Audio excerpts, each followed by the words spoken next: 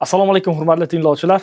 Men Rustamdek Rasulov. Bugun sizlar bilan o'tadigan mavzuyimiz falsafa fandan ikkinchi mavzuyimiz, ya'ni falsafiy tafakkur taraqqiyot bosqichlari, Sharq falsafasi mavzusini bugun sizlar bilan o'rganib, tahlil qilib chiqamiz. Xo'p, bugungi o'tadigan mavzumuzni 4 qismga bo'lgan holatda o'rganib chiqamiz. Birinchi qismda, birinchi rejamizda qadimgi Sharq falsafasi, aniqroq qilib aytganda, qadimgi Misr, Bobil, Hindiston, Xitoy hamda Markaziy Osiyodagi olimlar va o'sha davrdagi falsafiy qarashlarni o'rganib chiqamiz. Ikkinchi rejamizda islom va tasavvuf falsafasi, ilk o'rta asrlarda Sharq falsafasini.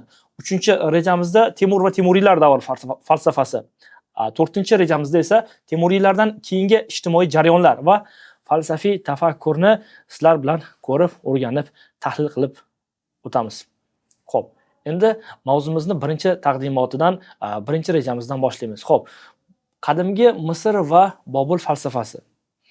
Insoniyat tarixiga, insoniyat sivilizatsiyasiga nazar soladigan bo'lsak, har qanday sivilizatsiya avvalambor ma'lum bir daryo yoki bir suv bo'yida paydo bo'lgan va mana shunday eng qadimgi sivilizatsiyalardan biri hisoblangan Misr sivilizatsiyasi ham o'z tarixini Nil daryosi bo'yida boshlagan va ilk insoniyat tarixidagi ilk qadimgi sivilizatsiya Misr sivilizatsiyasi miloddan avvalgi 10-6 ming yilliklarda. Bu davr to'g'ri keladi, paleolit davriga to'g'ri keladi. Va aynan paleolit davrida insonlar Nil daryosi atrofida kelib sekin-sekin yashay boshlaganlar. Va aynan Misrda xalq sifatida shakllanish jarayoni esa bu miloddan avvalgi 4-ming yillikka borib taqaladi va aynan insoniyat paydo bo'lgan davrda, aynan o'sha miloddan avvalgi 10-6 ming yilliklarda dastlabki odamlar ovchilik, termachilik, baliqchilik kabi sohalar bilan shug'ullanganlar va bu odamlar ibtidoiy odamlar hisoblanadi. Miloddan avvalgi 4-ming yillikda esa Misr hududida odamlar sekin-sekin, ya'ni muayyan xo'jalik shaklini yuzaga keltirdilar va muayyan xo'jalik shaklida natijasida dehqonchilik, chorvachilik va boshqa sohalar alohida tarmoqlarga bo'lindi.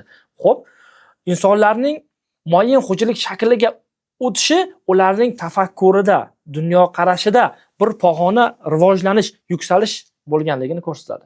Endi Bobilga e'tibor qiladigan bo'lsak, aynan qadimgi Bobil ham suv bo'yida paydo bo'lgan. Aniqroq qilib aytganda, qadimgi Bobil podshohligi ham bu ikkita daryo, Dajla va Furot daryolari atrofida odamlarning kelib ko'chishi va shu atroflarda o'zlari uchun yashash uchun barcha sharoitlarni qilib, dast avval termachilik, ovchilik, baliqchilik, undan keyin dehqonchilik va chorvachilikni shakllantirishlarining natijasida paydo bo'ldi. Aynan qadimgi Bobil podshohligida ham dehqonchilik va chorvachilik shakllangan davr bu 4-ming yillik oxir, 3-ming yillik boshlarga rivojlanadi va bu asosiy ko'rsatadigan narsa shundan iboratki, bu 4-ming yillik oxir va 3-ming yillik boshlarda ham Misrda, ham Bobilda insonlarning dunyoqarashi, tafakkurida bir pog'ona yuksalish bo'lganligini ko'rsatib o'tadi. Endi hozirgi Bobil podshohligi hududi to'g'ri keladigan davr, endi bu Mesopotamiyaning shimoliy qismi hamda Furot daryosida bo'yida joylashgan va hozirgi Xilla, ya'ni Iroq davlati hududiga to'g'ri keladi, Bobil podshohligining joylashgan hududi. Endi aynan Bobil degan so'z o'zi ham Tangri darvozasi degan ma'noni anglatadi.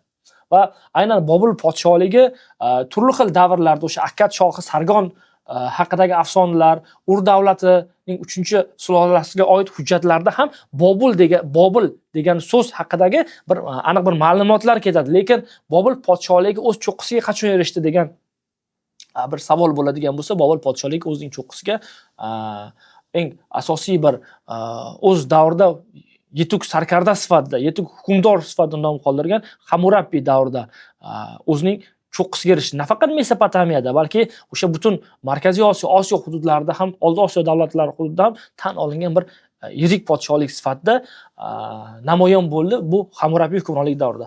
Hammurapini ham o'zini siyosatdan kelib chiqib o'z qonunlarini, Hammurapi qonunlari deb tarixga nomlangan qat'iy jazo choralariga asoslangan bir qonunlar to'plamini ishlab chiqqanligi va mana shu Bobil podshohligida hukmdor tomonidan aniq belgilab berilgan tartib va intizomning borligi mamlakatda bir ijtimoiy siyosiy jarayonlarning ham bir maromda ketishiga olib keldi. Bu Bobil podshohligi deydi. Xo'p, endi Misr va Bobil podshohligidagi dastlabki ma'naviy ma'rif yoki diniy falsafiy qarashlar rivojlanishi ham o'sha 4-mingyillik oxiri, 3-mingyillik boshida. Buni asosiy sababini aytib o'tdik, ya'ni muayyan xo'jalik shaklining rivojlanishi tafakkurda o'sishni olib kelgan bo'lsa, undan tashqari va mana shu davrlarda Misrda ham, Bobilda ham olamga qarash, ya'ni bilim yoki ilm olish nazariyasi ikkita bosqichda kechardi. Ya'ni o'sha tabiiy ilmiy ilmlar va diniy falsafiy fikrlash nazariyalari ikkita yo'nalishda ketardi. Va birinchi asosiy yo'nalishda astronomiya, kosmologiya yoki riyoziyot fanlarini aniq ilmiylik asosida o'rganish jarayoni kechadigan bo'lsa, ikkinchi yo'nalishda tasavvurlarni mifologiya orqali aniqlash va tahlil qilish uchun harakat boshlandi. Ya'ni ikkita aniq bilimga tayangan holatda, endi bilimga tayangan holatda degan ham ular o'zini hayot faoliyati, o'sha dehqonchilik jarayoni bo'ladimi yoki chorvachilik jarayoni bo'ladimi yoki uy qurish jarayoni bo'ladimi yoki ariq qazish jarayoni bo'ladimi? Mana shu jarayonlarda o'zini hayotiy tajribalari asosida o'z bilim ko'nikmalarini oshirib borganlar. Bu birinchi yo'nalish. Ikkinchi yo'nalishda agar tabiatdagi biron bir hodisani javobini topa olmasalar, demak, o'sha afsonalarga, asotirlarga yoki xudolarga sig'inish kabi jarayonlar qadimgi Misr podshohligida ham o'z aksini topgan. Bu o'sha Misr va Bobildagi dastlabki falsafiy qarashlarning paydo bo'lishi yoki tafakkurning rivojlanishi haqidagi fikrlar edi. Endi Hindiston, qadimgi Hind falsafasi. Qadimgi Hind falsafasidagi asosiy bir manba bu hindlarning muqaddas kitobi hisoblangan, bu Veda kitobi hisoblanadi. Ma'lumotlarga qaraganda Veda kitobi hindlarning bir oliy xudosi, oliy tangrisi hisoblangan Brahma tomonidan aytilgan so'zlardir deyiladi. Endi Vedalarda nimalar o'z aksini topgan degan bir savol ham paydo bo'ladi. Vedalarda Hind xalqining kelib chiqishi, madaniyati, urf-odati, an'analari, diniy falsafiy qarashlari va umuman Hind xalqiga oid bo'lgan barcha asosiy bir manbalar Vedalarda o'z aksini topgan. Xo'p, Vedalar hozirgi kungacha bizgacha 4 ta to'plam shaklida yetib kelgan va bu to'plamlar, to'plam degan so'zni o'zi hind tilida Samhit deb nomlanadi. Bizgacha 4 ta to'plam. Bular Rig Veda, Sama Veda, Yajur Veda, Adhara Veda shaklida 4 ta to'plam shaklida yetib kelgan. Undan tashqari Vedalarning falsafiy qismi ham bor. Bular Upanishadalar deyiladi. Upanishada so'zining ma'nosi sirli bilim degani. Endi Upanishadalar Vedalarning falsafiy qismi deyiladi. Upanishadalar yaxlit kitob holida emas. Bular Hindistonning turli hududlarida Vedalarga turli olimlar, o'sha turli hududda yashaydigan olimlar tomonidan aytilgan sharhlar yoki o'sha mutafakkir olimlarning bildirgan munosabatlari, bular Upanishada deyiladi. Va bular Hindistonning har tarafida olimlar tomonidan yozilgan va ular yaxlit kitob holida emas. Qadimgi Hind falsafiy maktablari ikkita oqimga yoki ikkita guruhga bo'linadi va bu guruhlarning birinchisi Astika maktablari, ikkinchisi Nastika maktablari. Xo'p, Astika va Nastika maktablarining bir-biridan farqi nima deydi? Xo'p, Astika maktabi vakillari o'sha yuqorida aytib o'tgan ularning muqaddas kitobi Veda, oliy xudosi Brahma va mana shu ta'limotni qo'llab-quvvatlaydigan va mana shu yo'nalish bo'yicha faoliyat olib boradiganlar, bular Astika maktabi tarafdorlari. Nastika maktabi tarafdorlari esa teskarisi. Xudoni ham, oliy xudo Brahmani ham, Vedalarni ham inkor qiladi. Ular materialistik ta'limot vakillari va materialistik ta'limot bo'yicha faoliyat olib boradiganlar, bular Nastika ta'limoti maktabi namoyandalari hisoblanadi. Xo'p, yuqorida aytib o'tilgan Hindiston haqidagi asosiy mana shu barcha ma'lumotlar buyuk bobo kalonimiz Abu Rayhon Beruniyning Hindiston asaridan keltirilgan. Endi qadimgi Xitoy falsafasi.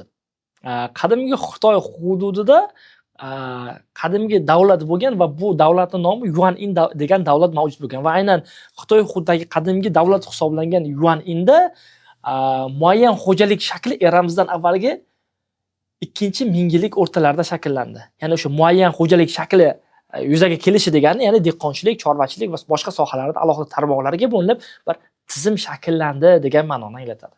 Xo'p, aynan Yuan In davlatini miloddan avvalgi 12-asrda o'sha hududda yashaydigan bir ko'chmanchi qabilalardan biri Zhou qabilasi miloddan avvalgi 12-asrda bosib olib, toki miloddan avvalgi 3-asrgacha shu Yuan In davlati Zhou qabilasi qo'lida edi.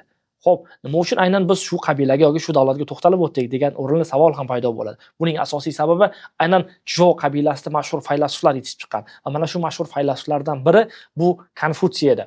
Konfutsiy nazariyasi shundan iborat ediki, u olamdagi, jamiyatdagi barcha narsalar ma'lum bir tartib asosida bo'lishi kerak va tartib degan tushunchani, ya'ni li degan tushunchani Konfutsiy fanga kiritdi.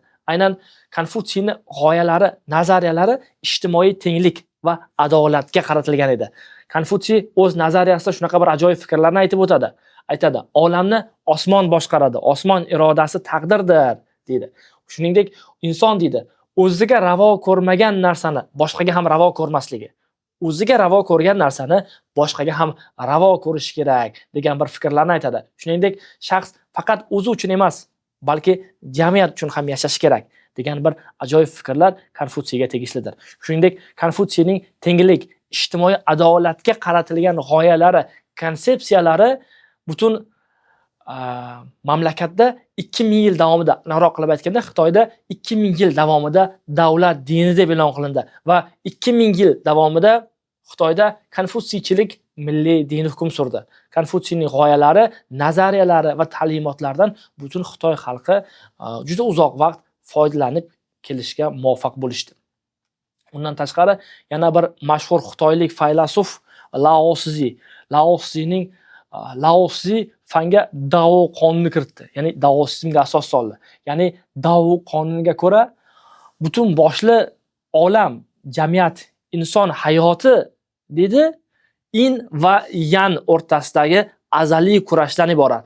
In va yan bu yaxshilik va yomonlik yoki ezgulik va yovuzlik o'rtasidagi kurashdan iborat deydi. O'z konsepsiyasini izohlab berar ekan, Lao Tzu aytadi, butun boshli olam deydi, yaxshilik va yomonlikdan iborat deydi. Har qanday yaxshining ham ichida ozgina yomonligi, har qanday yomonning ham ichida ozgina yaxshiligi bor degan bir fikrlarni butun boshli konsepsiyasida, nazariyasida keltirib o'tadi. Aytadi, olam deydi 5 unsurdan, ya'ni 5 unsurdan iborat deydi. Bular deydi, olov, suv, havo, yer, yog'och yoki metalldan iborat deydi. Va yana bir ajoyib fikr aytadi. Kishilar deydi, Dao qonunini buzmaslik kerak. Aks holda tabiat ulardan o'ch oladi deydi. Chunki hayotning ma'nosi yaxshilik va yomonlik, ezgulik va yovuzlikdan iborat deydi. Aytadi, agar butun boshli olam yaxshilikdan bo'ladi, yaxshilik bo'lib qoladigan bo'lsa, uni ham qiziq qolmaydi. Butun boshli olam deydi, yomonlikdan iborat bo'ladigan bo'lsa, buni ham qiziq qolmaydi va bu natijasida olamdagi muvozanat buziladi degan bir fikrlarni o'z g'oyalarida, nazariyalarida keltirib o'tadi. Xo'p, endi xuddi shunday qadimgi sharq ta'limotlaridan biri bu Zardushtiylik ta'limoti bo'lib hisoblanadi. Zardushtiylik ta'limoti miloddan avvalgi 1000 yillikda, aniqroq qilib aytganda, miloddan avvalgi 7-6 asrlarda paydo bo'ldi. Markaziy Osiyo hududida, aniqroq qilib aytganda, Xorazm hududida paydo bo'lgan bu majusiylik dini, ya'ni otashparastlik dini hisoblanadi. Zardushtiylik dinining asoschisi Zardusht dinga asos solgan. Manbalarga qaraganda Zardushtiylarning eng muqaddas kitobi bu Avesto. Avesto Markaziy Osiyodagi dastlabki axloq normalarini keltirilgan, bundan 1000 yil oldin yaratilgan dastlabki axloq qoidalarini o'z ichida aks etgan bu Zardushtiylarning muqaddas kitobi hisoblanadi. Aynan Avestoning o'zi ham 4 ta qismdan, ya'ni 4 ta bo'lakka bo'lingan. Bular Yasna, Yasht, Visparat va Vendidatdan iborat. Ma'lumotlarga qaraganda Avesto kitobi 12000 qoramol terisiga yozilgan. Shuningdek, Makedoniyalik Aleksandr bosqinlar natijasida Avesto kitobining kattagina qismi yo'q qilib yuborilgan va kitobning ozroq qismini Makedoniyalik Aleksandr o'z xazinasiga olib ketganligi haqidagi ham manbalar, ma'lumotlar ham o'z aksini topgan. Xo'p, davom etamiz. Islom ta'limoti. Islom dini Movarounnahrga, aniqroq qilib aytganda, Markaziy Osiyo hududiga 7-asrdan boshlab kirib kela boshladi. Islom dini Arabiston yarimorolida paydo bo'lgan, 6-asrda paydo bo'lgan bo'lsa, 7-asrda Markaziy Osiyoga, aniqroq qilib aytganda, Movarounnahr hududiga kirib kela boshladi. Aynan islom ta'limotidagi asosiy bir muqaddas kitobi hisoblangan bu Qur'oni Karim va unga qo'shimcha manba sifatida muhaddis, hadisshunos olimlarning yozgan hadislari o'sha islom davri ulamolarining asosiy g'oyalari, nazariyalari va konsepsiyalarini o'z ichiga olgan.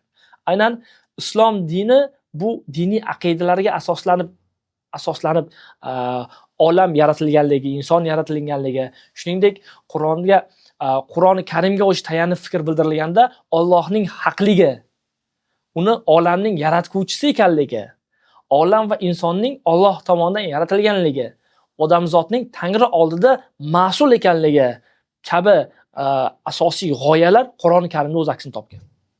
Va aynan mana shu islom dinining paydo bo'lishi va butun arab mamlakatlari va Markaziy Osiyoga ham kirib kelish natijasida o'sha islom dinidagi yaxshilik, ezgulik, tenglik kabi tamoyillarning xalq orasida yoyilishi va mana shu islom diniga e'tiqod qiladigan xalqlar orasida tinchlikning, barqarorlikning ta'minlanishiga, rivojlanishiga salmoqli o'z hissasini qo'shdi.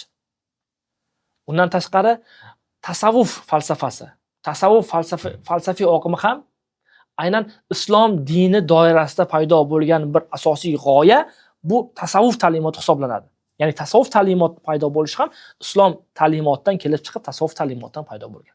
Va tasavvuf ta'limotiga, ya'ni oqimi namoyandalari va tarafdorlari sufiylar deyilgan. Ya'ni tasavvuf ta'limotiga e'tiqod qiladigan tasavvufchilarni biz sufiylar deymiz.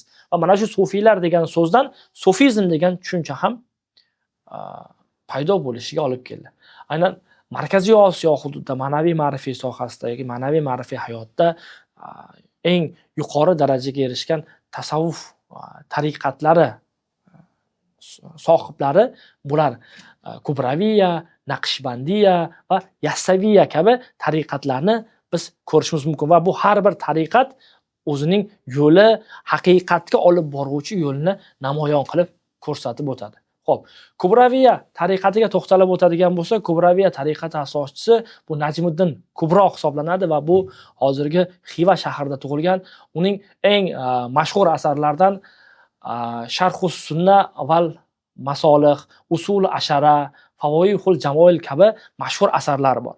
Kubraviya haqida bir ajoyib rivoyat shaklida bizgacha yetib kelgan. Ya'ni o'sha Xiva shahriga, Xorazmga mo'g'ullar bosqini arafasida o'zi boshchiligida shogirdlari bilan G'animga qarshi urush boshlaydi va mo'g'ul askarlariga qarshi urushda qo'lida bayroq tutib, tug' tutgan holatda halok bo'ladi. Va aynan o'sha Najmiddin Kubroning dushmanga qarshi shogirdlari bilan birgalikda urushish jarayoni ham bir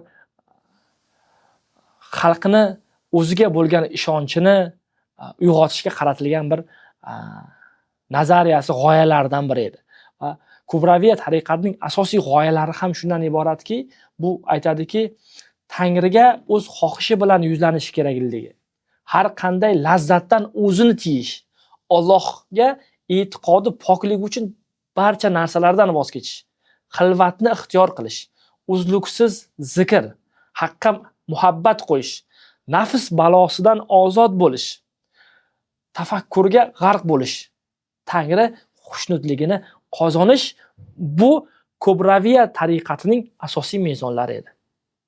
Va bu hayotdagi barcha ne'matlardan foydalanish kabi g'oyalarni ham Kubraviya tariqatida ko'rishimiz mumkin. Undan tashqari Yassaviya tariqati asoschisi Xo'ja Ahmad Yassaviy. Bu Turkistonning Sayram hududida tug'ilgan. Yassaviyning qarashlari uning hikmatlar devoni to'plamida o'z aksini topgan va Yassaviyning asosiy bir g'oyalari shundan iboratki, aytadi, Alloh, ya'ni haq vasliga yetish uchun bu dunyo noz ne'matlaridan voz kechib, tarki dunyochiligini, ya'ni rihlat qilishni targ'ib qiladi.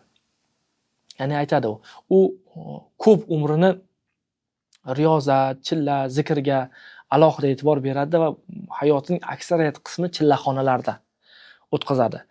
Tushuntirib beraman, bu hech kim yo'q bo'lgan alohida joylarda umrini o'tkazib, tarki dunyochilikni va mana shu dunyodagi noz ne'matlardan voz kechib, ya'ni bu dunyodagi berilgan barcha ne'matlar o'tkinchi ekanligini, haqiqiy dunyo narigi, ya'ni inson o'lgandan keyingi dunyo haqiqiy dunyo ekanligini o'z g'oyalarida, qarashlarida ko'rsatib beradi. Bahovuddin Naqshband, ya'ni Naqshbandiya tariqati asoschisi Bahovuddin Naqshband hisoblanadi.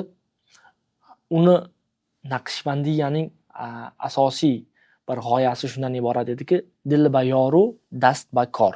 Ya'ni diling Allohda bo'lsin, qo'ling mehnat bilan band bo'lsin degan g'oyani aytadi.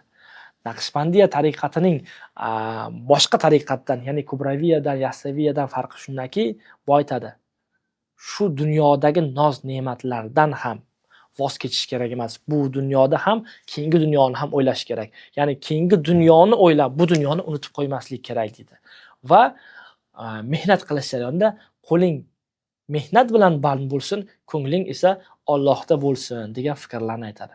Va Naqshbandiya tariqatida mana shu g'oyalar bilan birgalikda o'z tariqatlarida aytadiki,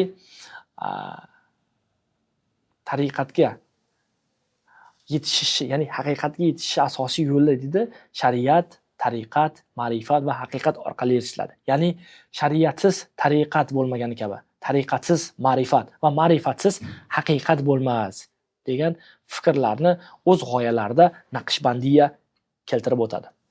Endi Markaziy Osiyo, ya'ni qadimgi Sharq olimlarining, Markaziy Osiyoda yashagan olimlarning faoliyati bilan ham tanishib chiqamiz.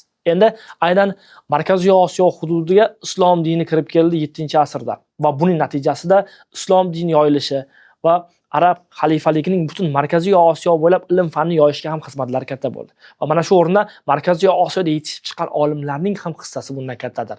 Biz hadisshunos sifatida biladigan buyuk bobolarimiz Imom al-Buxoriy hadisshunoslik ilmiga ulkan hissa qo'shdi va o'zini ishonchli hadislardan iborat Sahih Buxoriy nomli mashhur hadislar to'plamini yozib qoldirdi. Va o'z faoliyati davomida Imom Buxoriy 60 mingga yaqin hadislar to'pladi va ularni sahih va nosahih, ya'ni ishonchli va ishonchsiz kabi hadislarga bo'lib o'rgandi. Va aynan Imom al-Buxoriy faoliyatini uning shogirdi, zamondoshi, buyuk hadisshunos olimlardan Imom at-Termiziy uning faoliyatini davom ettirdi. Aynan Termiziy ham Imom Buxoriy faoliyatini davom ettirib, hadisshunoslik ilmi bilan shug'ullanib, hadisshunoslik ilmining ravnaqiga o'z hissasini qo'shdi. Xo'p, shu o'rinda hadis nima degan savolga javob berib o'tadigan bo'lsam, hadis islom dinida Qur'ondan keyin turadigan muqaddas kitob. Payg'ambarimiz Muhammad sallallohu alayhi vasallam hayoti, faoliyatlari aks ettirilgan kitob bu hadis deyiladi va aynan hadisshunoslik ilmi bilan shug'ullangan olimlarimiz Imom al-Buxoriy, Imom at-Termiziy, Imom al-Moturudiylar hadisshunoslik ilmi bilan shug'ullanadilar. Aynan Imom Moturudiyning Tavhid va Tavilot kabi mashhur asarlari islom olamida ham mashhur va nom qozongan hisoblanadi. Endi Markaziy Osiyo hududida huquq ilmi, islom huquqi sohasida yetuk olim Burxoniddin Marg'inoniy o'zining Hidoya asari bilan islom huquq olamida katta o'rin kasb etadi va Hidoya asari islom huquqshunosligiga bag'ishlangan mukammal asarlardan biri hisoblanadi. Shuningdek, Markaziy Osiyoda matematika sohasiga, ya'ni butun dunyoda matematika degan fanning rivojlanishiga, paydo bo'lishiga, shu fanga asos solgan inson bu Muhammad al-Xorazmiy. Al-Xorazmiy algebra faniga asos soldi va umuman faoliyati davomida tabiiy va aniq fanlar sohasini rivojlantirishga hissa qo'shdi. Uning astronomiya jadvali, Hind hisobi to'g'risida risola, quyosh soati to'g'risida risola, musiqa haqidagi kitoblari butun dunyoga mashhurdir. Shuningdek, yana bir vatandoshimiz Ahmad al-Farg'oniy butun Sharq xalqlari orasida buyuk matematik unvoniga sazovor bo'lgan Ahmad al-Farg'oniy astronomiya va matematika sohalarida salmoqli ishlarni amalga oshirdi. Uning samoviy jismlar harakati va yulduzlar fanining majmuasi haqida kitob, astronomiya asoslari haqidagi, koinot haqidagi asarlari. Bu olimlar barchasi Imom Buxoriy, at-Termiziy, Imom Moturudiy, Marg'inoniy, bular barchasi qomusiy olimlar. Ya'ni qomusiy degani bitta soha bilan emas, bir nechta sohalar bilan, bir nechta fanlar bilan shug'ullangan insonlar, bular qomusiy olimlardir. Va aynan mana shu olimlarimiz, Markaziy Osiyo hududidan chiqqan olimlarimiz, qomusiy olimlarimiz ilm-fan rivojiga o'z hissalarini qo'shib kelganlar. Yana bir vatandoshlarimizdan biri qomusiy olim Abu Rayhon Beruniy deyarli barcha fanlar bilan shug'ullangan. U 152 ta asar yaratgan. Bu bitta tilda emas, dunyoning juda ko'plab tillarida o'zi yozgan va juda ko'p tilni bilgan qomusiy olimimiz va 152 ta asardan atigi bizga 28 tasi bizgacha yetib kelgan. Buyuk fizik olim asosiy faoliyati tabiat haqida, fizika bilan bog'liq bo'lgan asarlarni yozgan Abu Rayhon Beruniy hisoblanadi va u o'z faoliyati davomida olamni, yerning quyosh atrofida aylanishi, yerning dumaloqligini isbotlab bergan va dunyo tarixida birinchi globusni ixtiro qilgan inson bu Abu Rayhon Beruniy hisoblanadi. Va Nil daryosi sathini o'lchaydigan nilometrni ham kashf qilgan inson bu Abu Rayhon Beruniy. E'tibor qilib qaraydigan bo'lsak, butun boshli Nil daryosini o'lchashni o'zi qanchalik mashaqqatli ish-u va mana shu ishni eplagan, shu ishni uddasidan chiqqan aynan bu bizni bobo kalonimiz Abu Rayhon Beruniyni ham nomi mana shu dunyo olimlari qatorida tan olinganligi hisoblanadi. Va yana bir mashhur olimlarimizdan biri tibbiyot ilmiga o'zining hissasini qo'shgan Abu Ali ibn Sino Buxoro yaqinidagi Afshona shahrida, Afshona qishlog'ida tug'ilgan. Keyinchalik esa Hamadonda dafn etilgan. Ibn Sinodan qolgan ma'naviy meros taxminan 280 nomdan, ya'ni 280 dan ortiq asarlari bor.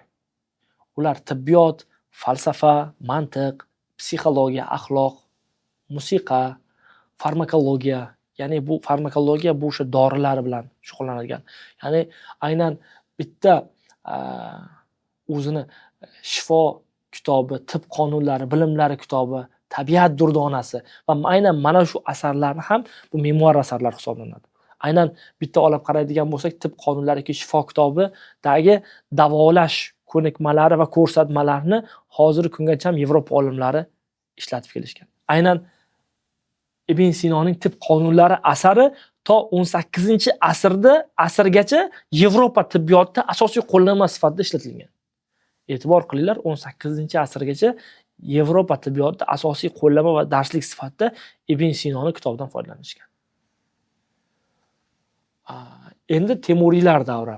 Aynan Temuriylar sulolasi asoschisi bu Amir Timur ibn Tarag'ay Bahodir hisoblanadi. Ya'ni Amir Timur hozirgi Kesh, ya'ni Shahrisabz shahri hududida Xo'jalig'or qishlog'ida dunyoga kelgan. Aynan o'sha 1336-yilda ziyoli oilasi dunyoga kelgan. Aynan Amir Timur tug'ilgan paytda mamlakatda ichki nizolar, ichki boshmoshtoqliklar, bir og'ir bir nizoli bir davrga to'g'ri keladi. Aynan Amir Timurni Markaziy Osiyodagi asosiy xizmati Mo'g'ullar bosqinini bartaraf etib, Markaziy Osiyoni qutqargani va markazlashgan davlat qurib, butun dunyoning kattagina qismini egallaganligi va bu dunyoning mashhur davlatlari bilan hamkorlikning yo'liga qo'yilganligi bunda ko'rinadi. Amir Timurning bosh g'oyasi kuch adolatdadir. Amir Timur qaysi mamlakatni bosib olmasin, o'sha mamlakatni rivojlantirgan va yana olimlarni, ilmli kishilarni qadrlagan. Qaysi mamlakatda yurish qilmasin, qaysi mamlakatda egallamasin, o'sha davr hududdagi olimlarni poytaxtga, ya'ni Samarqandga olib ketgan.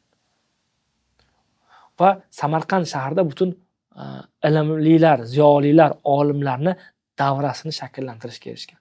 Amir Temurni g'oyalari, qarashlari uning Temur tuzuklarida aksini topgan. Amir Temur shunday dedi: "Men dedi, davlat ishlarining 10dan 9 urishini kengash, mashvarat tadbirlar orqali amalga oshirdim. Faqat bir qismini esa qilich orqali amalga oshirdim deydi.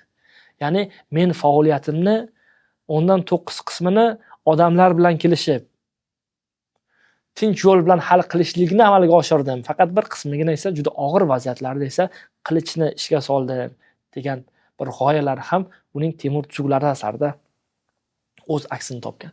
Aynan Amir Temur va Temuriylar mamlakatida ilm-fan rivojiga juda ko'plab olimlar hissasini qo'shgan va mana shu olimlardan biri uning nabirasi.